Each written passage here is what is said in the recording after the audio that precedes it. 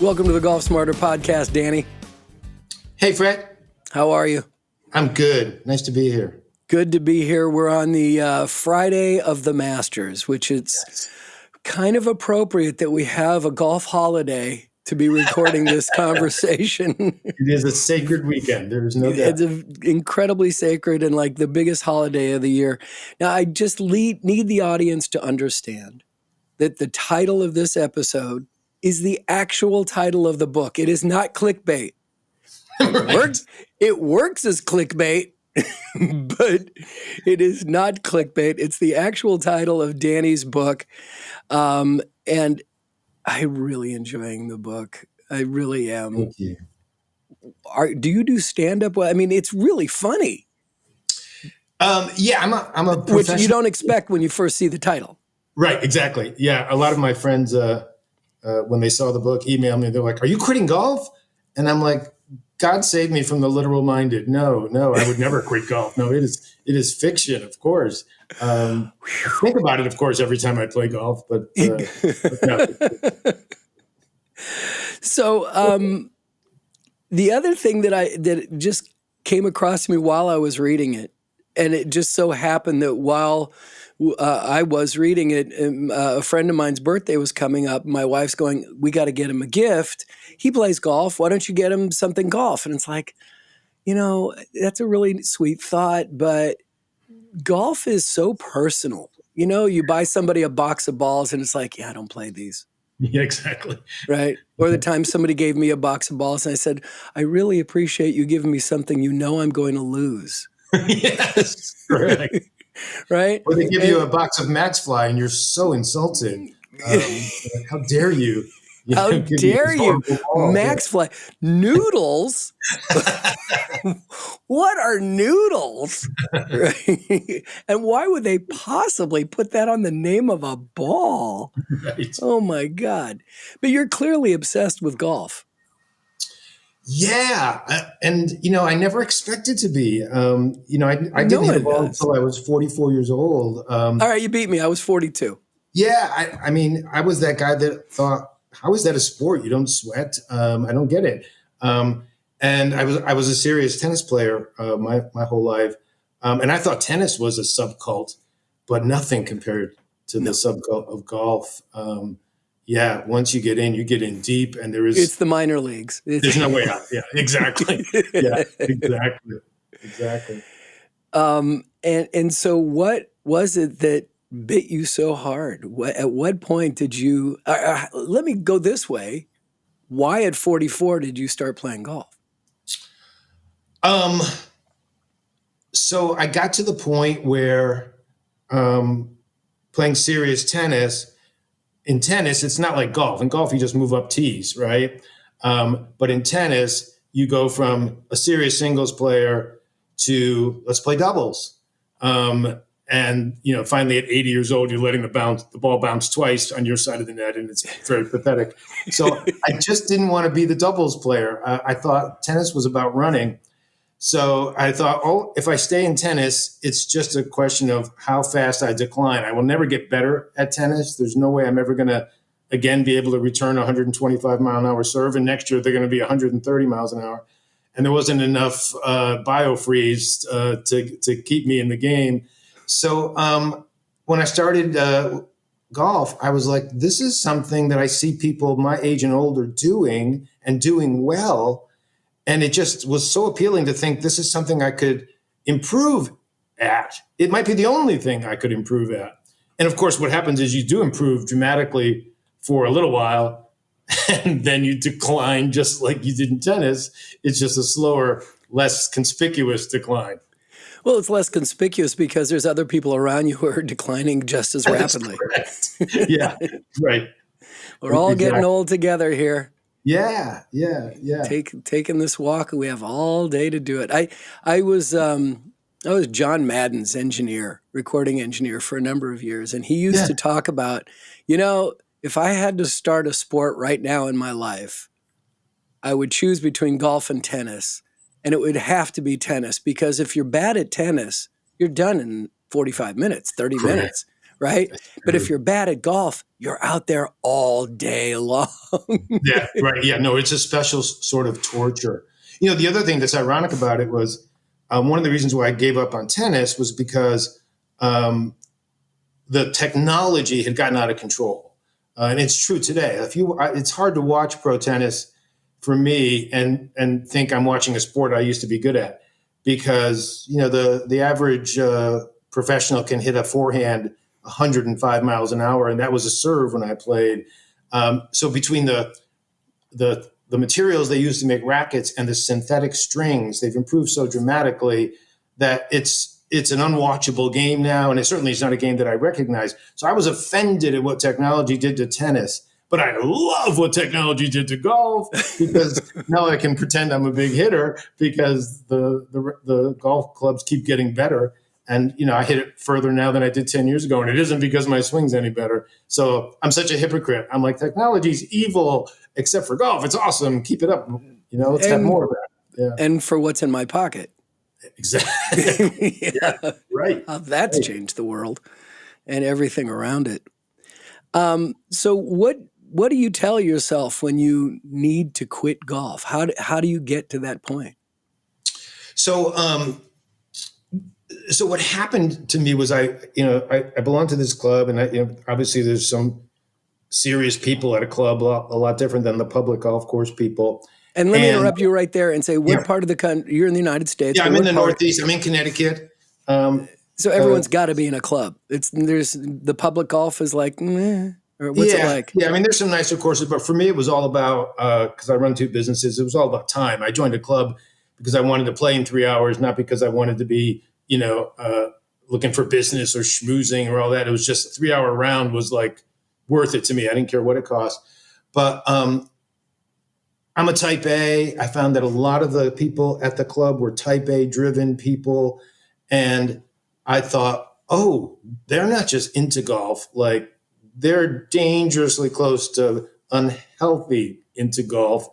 And I started to see the things that I just found it amusing, like uh, the telling your wife you're somewhere else when you're on the course, and the guilt of where you were supposed to be, but you're on the golf course, and everybody be quiet. That's my wife calling. Don't hit a ball. And at first I found it amusing. And then I said, well, there's really something to this. There was this appeal to me of, as people go through middle age, they're turning to golf, and the person that says I'm going to retire and then play more golf, and then that person retires, plays more golf, and gets worse. And I started to see the parallels between just your decline in your life, of your body, of your enthusiasm, of your energies, and you try to put it into this sport that can't save you. It can't help you. And I just found those ironies so funny that I said, I have to write a book about it. I had just come off writing a very heavy memoir about my personal life called Aging Disgracefully. And I thought I would just write a romp and talk about the goofy contradictions of golf. But the more I got into it, the more it became a serious story of me, of what if this guy is addicted to golf, unhealthy, lying to his wife, obsessed to a point where he's starting to lose his value structure, and that became the story that I wrote about. Wow. We're going to take a time out. We'll be back right after this.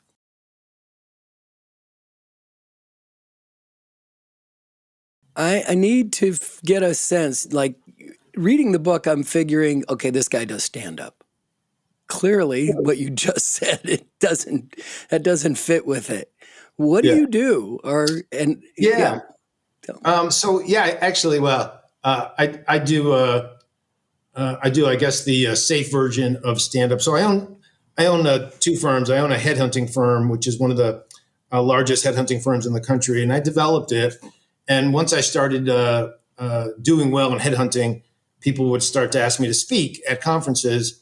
And I found that people found me interesting or funny. And I thought, well, this is a business. So I started a motivational speaking business and a training and development company. So I have two businesses. One, I just got back from Houston at 1 o'clock in the morning last night from a gig. Oh, So thank I you for speak at doing this. Oh yeah, no worries. So I speak at conferences, and then I run my headhunting firm, which is kind of like a think tank for the things I talk about. But yeah, I try to have fun when I'm up there. I'm not that real serious speaker that's, trying to motivate you by, telling you that go out, you can go out and be anything you want to be kind of guy. That's not me. I basically tell people you can't be most things you want to be. So find one thing you can be and do that as well as you can is my not so thrilling message to people, but it's Oh real. my gosh. So, and is this your second book, or is there something else besides Aging Yeah, this is my Disgracefully? third book The actually. third book. I've had two books that were successful, thank goodness. But before that, um, I was in professional theater for a while too, and I've had plays that I've written, produced off Broadway. So, I'm used to the entertainment side of it and the theatrical side of it. So I'm also, because of that, I'm into words. I never thought I'd write books. I always wrote theater, but once I started getting certain ideas, they seemed more like book ideas and less like theater ideas. Did you get Wordle today, by the way? I've never done Wordle, which Oh, people are okay, like, good. you don't do Wordle? My Yeah, wife was completely stumped, and she needed my help, and I couldn't figure it out yeah, until I was just curious. yeah. It's just a complete aside. I We're also not stuck in giving away. Scrabble, which makes no sense. But you clearly don't sleep very much. Well, I mean, like No, multiple businesses, multiple books. I mean, the theater. You need to yeah, move to the West Coast and chill out, dude. I love the West Coast. No, I'm a control freak. The people in my office say Danny's so intense he grinds your teeth. So, Tell me about. I live next to a country club, but I yeah, don't belong to it. yeah. There's so much great golf, public golf here in Northern California that I really Oh don't yeah. need to. What is it from your perspective, your very funny perspective? What is it about golf club, country club life that is so appealing? Yeah, it's funny because, and by the way, if I lived in Northern California and I could play Pasatiempo, I would never belong to a club in my life. It's such a great course, or Harding Park. Um, Oh, my favorite. yeah, beautiful. So I was raised really poor, and made something out of myself. So I always had a bias against country clubs. Like for a long time after I started playing golf, I wouldn't join a club, and people would say, "You have the money. Why don't you join a club?" And I was like, "I don't want to be that guy. I don't want to." And it was really kind of weird. So once I joined, like they gave me a locker, and I didn't use my locker. I changed my shoes in the parking lot, and I went home to shower, and I didn't hang out and have dinner after golf. I was like, look, I'm just an athlete here to use the golf course. I'm not one of you snooty people who's seeing this as a status symbol. So you And were then being a snob among snobs. exactly. And I finally figured out as I started playing with these guys, they were the nicest guys in the world. They weren't at all arrogant. And I'm in kind of a weird place because my club is only about 10, 15 miles from ESPN's headquarters. So a lot of the ESPN guys belong there. And they're just cool guys. They're nice guys. And I thought, I'm meeting much nicer people to play golf with. They're not just better golfers, but the people I met in the public course versus the country club people, I was like, who was I kidding? There's no like, every man on the public course. And here are these, white privileged, arrogant people. No, they were great people. And I was like, I am the snob. I'm the one that has all these preconceived notions. So I started spending more time there. And, if I was starting life over and I had kids, I mean, they have a pool for the kids. And so I see Saturday mornings, the families bring their kids to the pool, and there's all kinds of activities for either spouse. Sometimes the spouses play together. This is, thank God, a world where the spouses can play at 7 o'clock in the morning on a Saturday at my club. There's no, men's club, and you can't play till noon. So I just found it. I was just biased because of my upbringing that quote unquote wealthy people were evil, and I had to relearn that. And it was a really good experience for me. They're really good people. Just because they're wealthy doesn't mean they're bad people. It took me a long time to realize that I had that bias because of how I grew up. Hmm.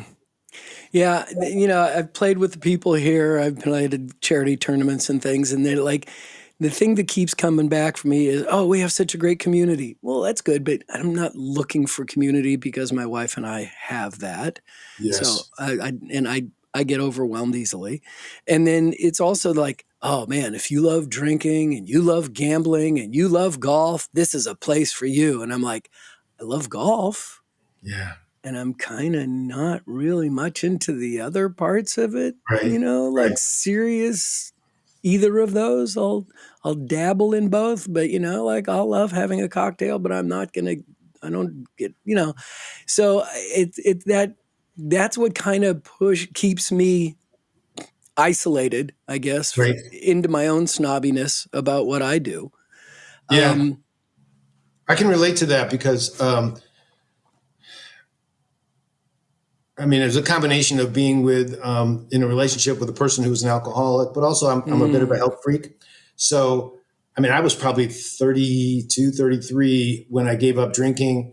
I'm a health nut about my diet. So I am a little bit ostracized because, so I was on a tee last summer and um, I got hooked up with some people that I knew, but I didn't know them real well.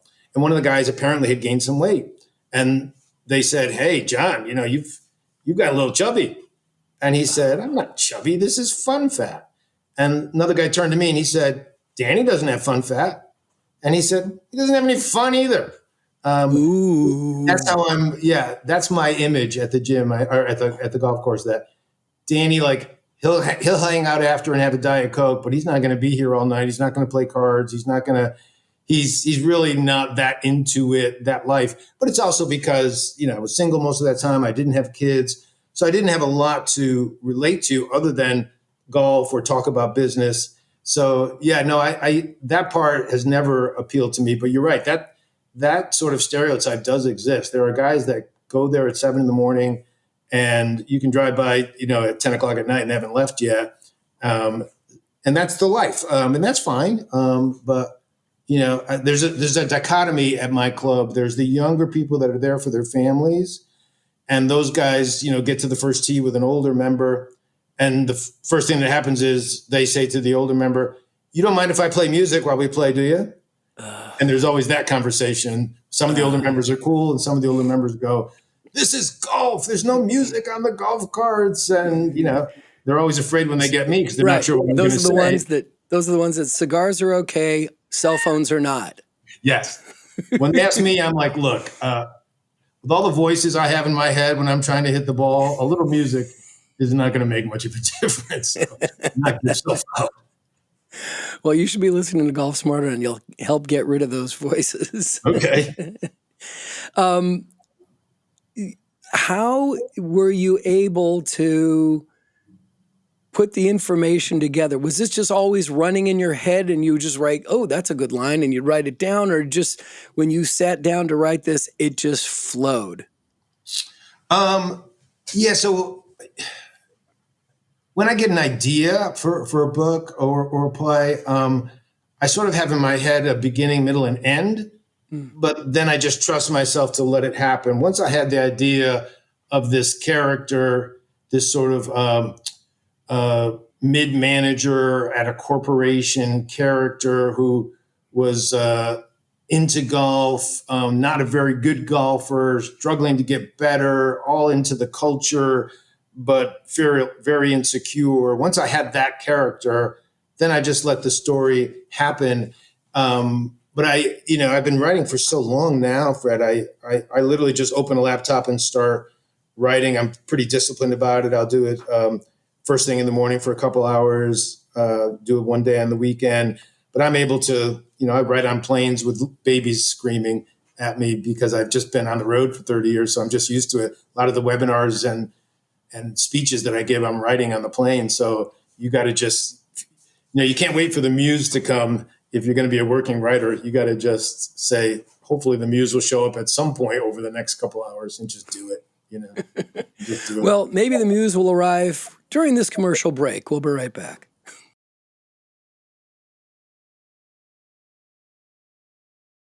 But I'm fascinated to know about the book. And again, we're talking to Danny Cahill about his very funny book called How to Quit Golf and Get Your Life Back. And I'm curious, what was the point? What was the line that you either wrote or popped into your head and went, "Oh no, I've got a book here"?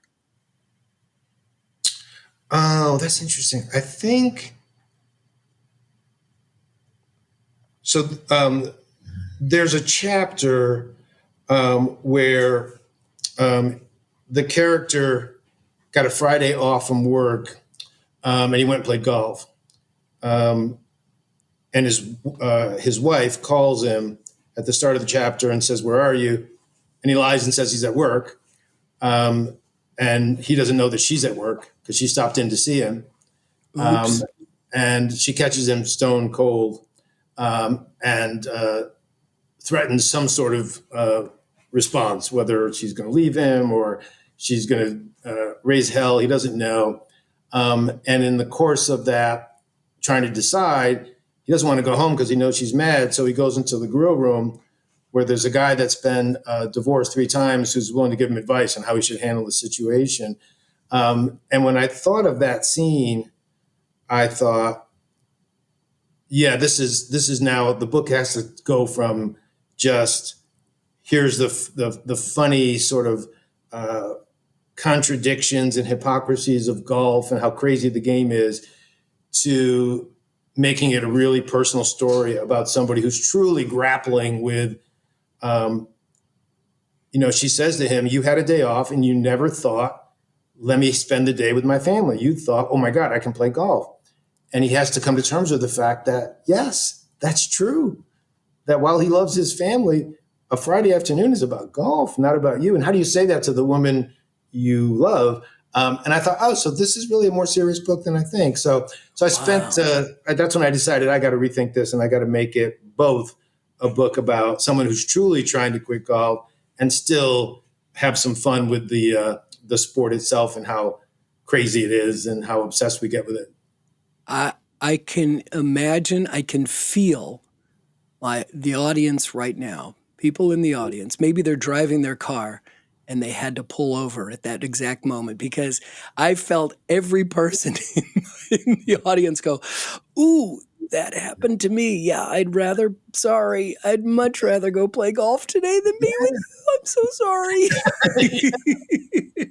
Right. It's the ultimate sorry, not sorry. Oh, yeah. It's like she says to me, "You never make plans for us. You just, when you have time off, you just want to go play golf. Why don't you make plans for us?" I'm like, "Because you make all the plans." Right. It's Right. like, what, are we short of plans? I mean, this is my time. Right. Oh, Right. oh. The thing, I've been divorced twice, so I have some expertise here. And I knew that my last marriage was over because at one point she said, we just don't talk as much as we used to.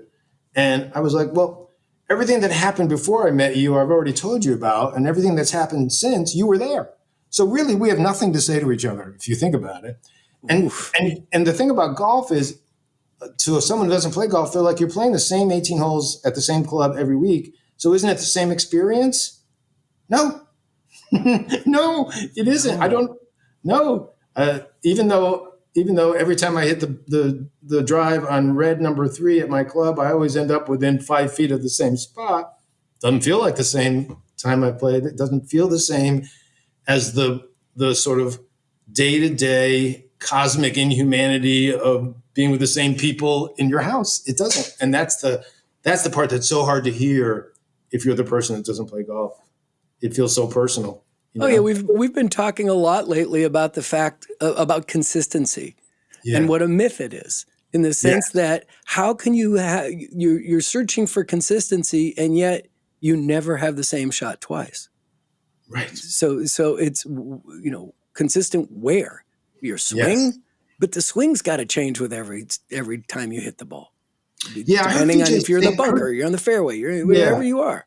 I heard Vijay Singh say a couple years ago in one of those Golf Channel training shows, he said, these amateurs don't realize, because they'll say, what am I doing wrong, Vijay? Why is my swing different today than yesterday? And he's like, your swing isn't different today.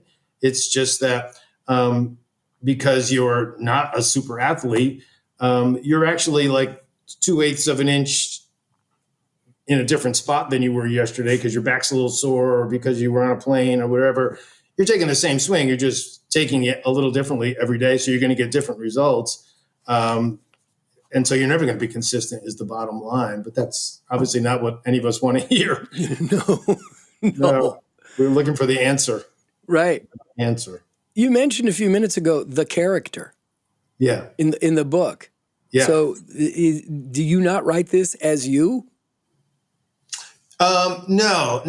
Although I did that in my memoir, obviously, because that's what a memoir is. Yeah. But no, I'm used to, like I said, I wrote plays. So I was always used to, look, there's no character in the world that isn't to some degree a reflection of an author. But no, this character is absolutely an amalgamation of my own insecurities about golf, and the people that I've seen, at the club and that I've met over the years, and the texts that I get. I every time I would write a scene, I would review texts from golfers. And yeah, to some degree, we're all the same. So no, he's not a composite of me or a stand-in, but sort of an amalgamation of all the golfers that I know. Yeah. Yeah. And when you play with the same people regularly, right, some of them start getting on your nerves. No question about it. It's like, and then they call and they tell you, these are the rules of how we're going to be playing from now on. It's like, who assigned you to make the rules? And I don't like those rules. Yeah. You kind of get stuck with that. And right. I made a comment once about my golf wife, right? And I think he took offense to it. Yeah. I said, well, we bicker the entire time we're playing. Yeah, it's funny. There's people that aren't very good golfers that you love to play with. And then there's people that aren't very good golfers that get on your nerve. And it's not about their golf game. It's about how they play the golf. Or, I play with one guy that is the nicest guy in the world, except for when he plays golf. And every time he misses a putt, he'll go, I can't believe that goes left. And I'm like, really? Why is it hard to believe? It always goes left. You always miss it left. It's really not hard to believe. I can't believe you don't aim more right. Okay, so is he a right-handed golfer? Yes. Okay, tell him to not lift his head when he hit the ball, because when you turn your head to look at the ball, it goes left. Yeah, because you're turning your shoulders. Right. But see, keep your head down. I'll tell you when the ball goes in. Just keep your head face down. That's good advice. Yeah, he does always pull putts. But point is, what is it about him pulling putts that annoys me, but not someone else? And it's because he goes, I can't believe it went left. So where's the break? Where's the break? It's on the next hole. Yeah, that's where it is. You left it on the last one. But there's also people you like very much who, if they're playing badly, you just feel sorry for and you want to help them. And, it's a very personal, it's amazing to me. And I talk about this in the book to some degree. Part of the reason why I think significant others and spouses get jealous about your time on the golf course is not just the golf time that you're away from the family, but they can feel that there's a level of intimacy among people that play golf together that they don't understand. And just like anybody having an intimate relationship with your partner, it's threatening. There's a certain threatening to it. Right. But then you get off the golf course, you come home. How was your time today? I had a great time today. Oh, what'd you talk about? Nothing. What do you mean you didn't talk about like, how's he doing? What's going on in his life? It's like, I have no idea. Yeah. Well, what do you mean? You were out there for 5 hours together. It's like, we talked about the last shot and the next shot. Yes. And it's like, we don't, his kids are fine, I think. There's a section in the book where the spouse grills the character on, I can't believe that all you talk about is golf for 4 hours. You must talk about other things. And he keeps saying, no, I don't. No, we don't. And it's impossible for someone who doesn't play golf to believe, but it's true. That's all we talk about. That's kind of the point of it. We don't have to talk about, the politics or the country. It's where's my ball? Does anybody know where my ball is? Where's my ball? We're going to take another time out. We'll be right back.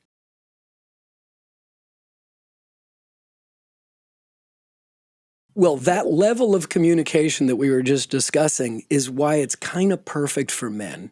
I Yeah. mean, it's great for women. I love it. It's a very different experience playing with a woman Yeah. versus women playing with women. But for guys, I'm just going to talk about for guys right now.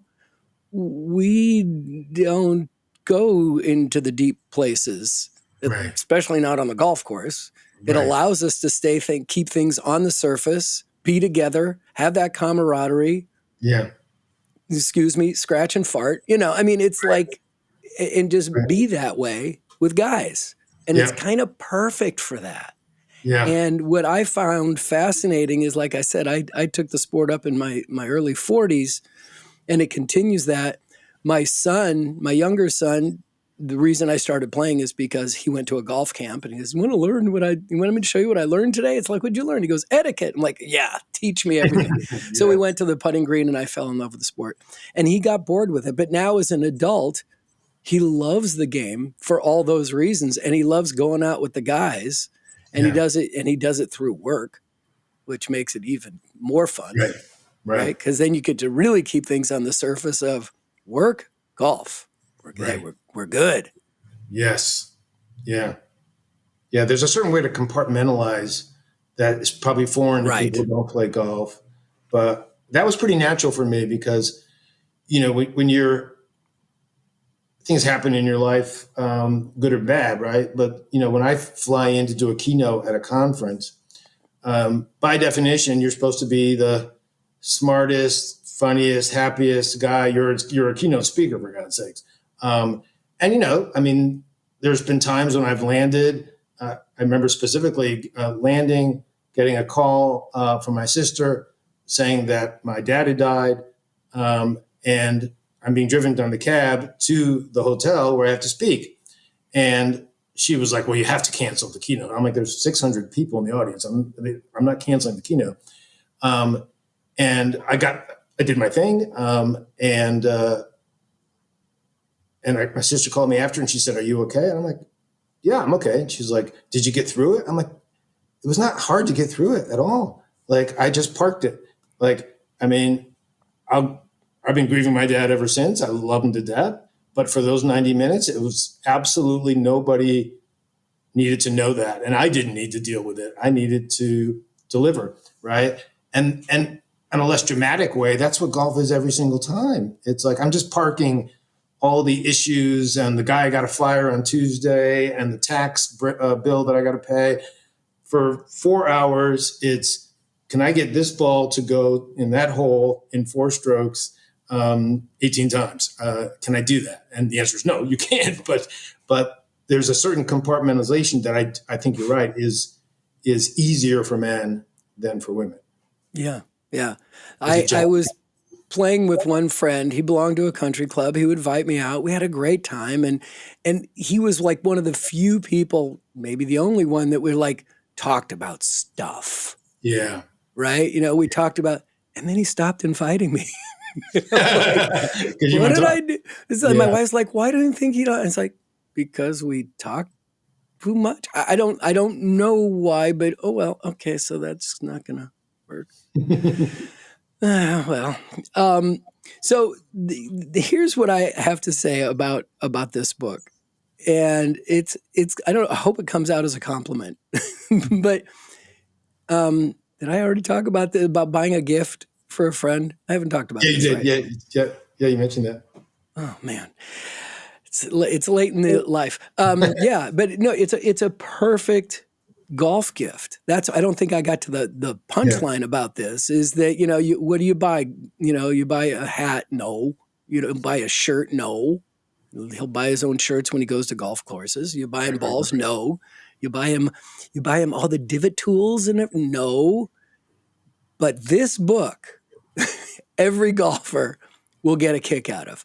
So what I would recommend to the audience, and this is what I didn't get to, what I want to recommend is buy a couple of these for Danny's sake. Clearly, he doesn't need the work, but buy a couple books, keep them stashed, and when it's time to give a friend a golf gift, this is the gift you want to give. It is so funny and it hits so deep on so many levels that I just can't believe that you talk about the character and that it's not you. Yeah. What's your favorite bit in the book? Um, So there's a bit in the book where he's finally gotten himself straight, and he's stepped away from golf, and he has it in some sort of proportion. And then he goes to a miniature golf course, and he sees an old version of him, a guy playing miniature golf like serious. Like the guy goes to his car and gets his actual Scotty Cameron putter because he doesn't like the rubber putters they're giving, and he won't let people push the ball 6 inches from the boards. And he tells somebody they made a 3 when they said they made a 2, and he's keeping score, and he's asking people to play through because they're playing too slow. And he just sees a version of him that he used to be and realizes what an idiot he had been for so long. That's probably my favorite sort of laugh out loud part of the book. But yeah, I think for people who are in relationships with golfers, the book might be even more fun than it is for the golfers. But for people who play golf, yeah, they'll definitely see themselves in a lot of what he does, for sure. But clearly, as I'm reading it, I'm thinking, oh, no, wait a minute. That's not funny. That's true. Oh, that's really funny. Yeah, yeah, right. There's Yeah. a lot of part that it's like you're ragging on the game on why you need to quit, but you're just hitting the nail on the head as far as why we get so obsessed. And Well, I talk why- about a lot in the book about how much time we spend watching golf, and what a waste of time it is, and how you wouldn't watch the same movie 3 times, but you're certainly you're gonna watch golf all weekend. Caddyshack.